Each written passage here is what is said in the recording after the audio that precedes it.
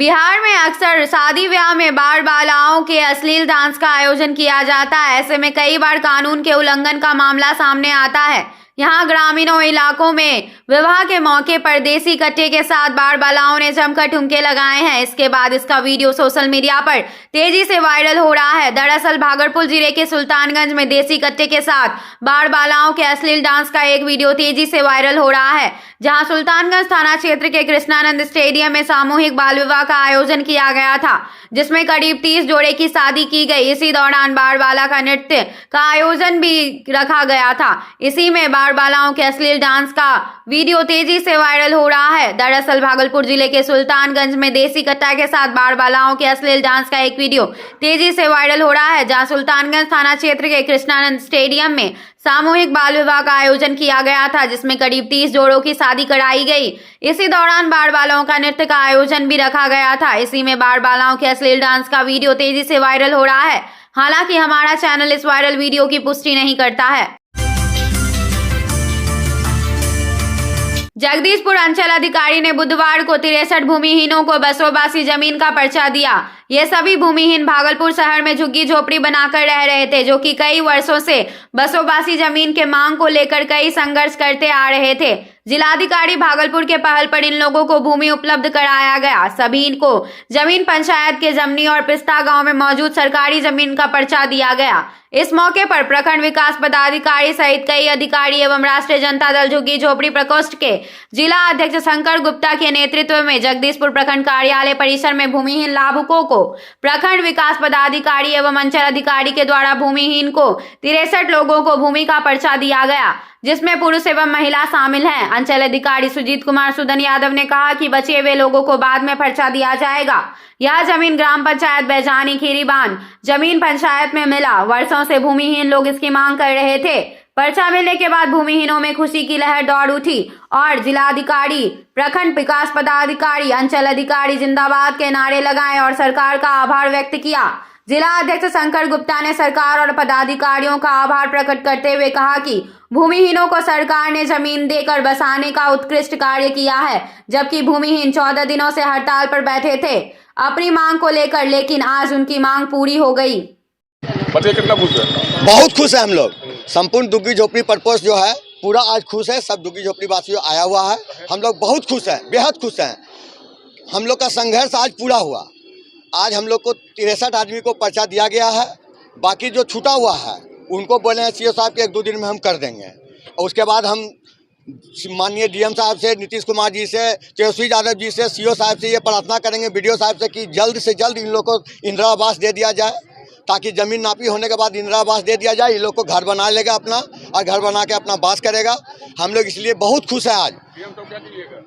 DM साहब जिंदाबाद, DM साहब जिंदाबाद, डीएम साहब 2009 में बोलबे न करके हम अनशन पर बैठलो छी भैया।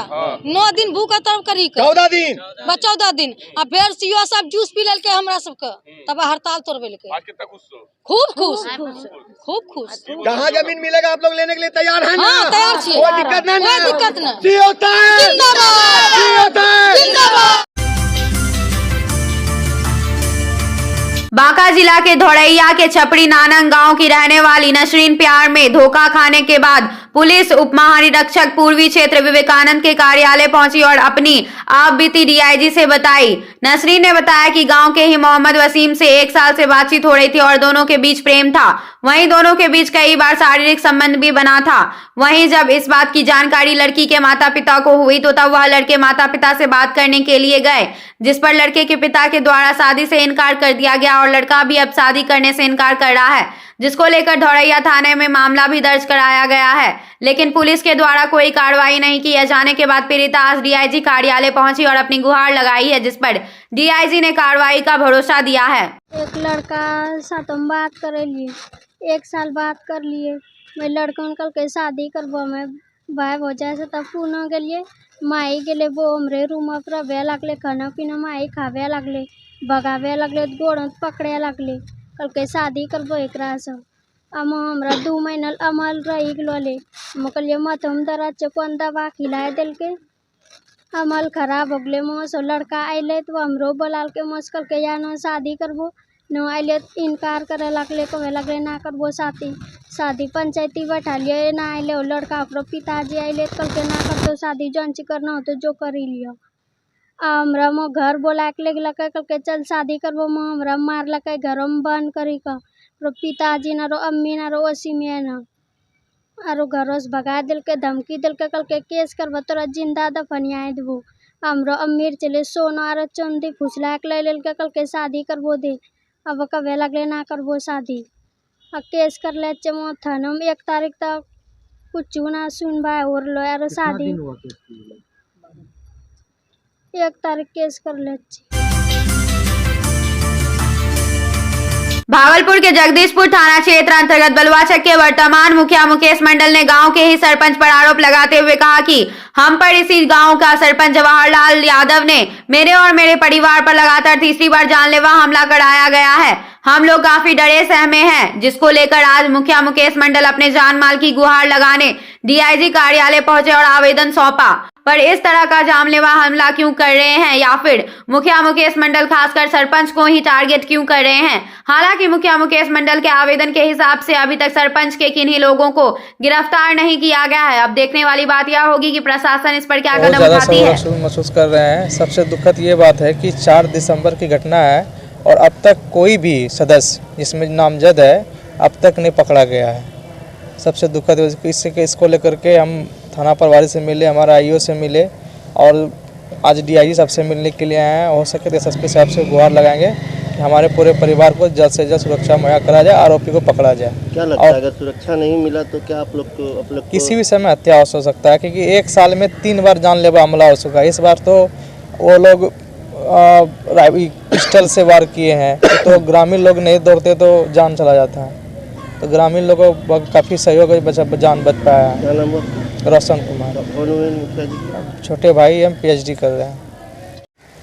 4 तारीख के शाम में हमारे साथ में जो घटना घटा है उसी के संदर्भ में हम डीआईजी साहब से मिलने के लिए आए हैं। आखिर क्या प्रॉब्लम क्या है? मेरे 3 बार मेरे ऊपर अटैक हो चुका है, 1 साल में तीसरा बार। वहीं के वर्तमान सरपंच जवाहरलाल यादव मेरे ऊपर तीसरा बार हमला कर चुका है। इसी लेकर के मेरे पूरे परिवार सहमे हुए हैं, डरे हुए हैं। आज हम अपना सुरक्षा के गुहार लेकर के डीआईजी साहब के पास आए हुए हैं और उसको यही हम चाहते हैं कि जल्द से जल्द उसका गिरफ्तारी हो। बिहार सरकार कृषि विभाग द्वारा मुख्यमंत्री बागवानी मिशन योजना अंतर्गत मशरूम उत्पादन और प्रसंस्करण किसान प्रशिक्षण कार्यक्रम का 2 दिवसीय आयोजन किया गया। यह प्रशिक्षण भागलपुर कृषि प्रौद्योगिकी प्रबंध अभिकरण आत्मा में आयोजित की गई, जिसमें किसानों को मशरूम उत्पादन के बारे में कई तकनीक को विस्तार से बताया गया।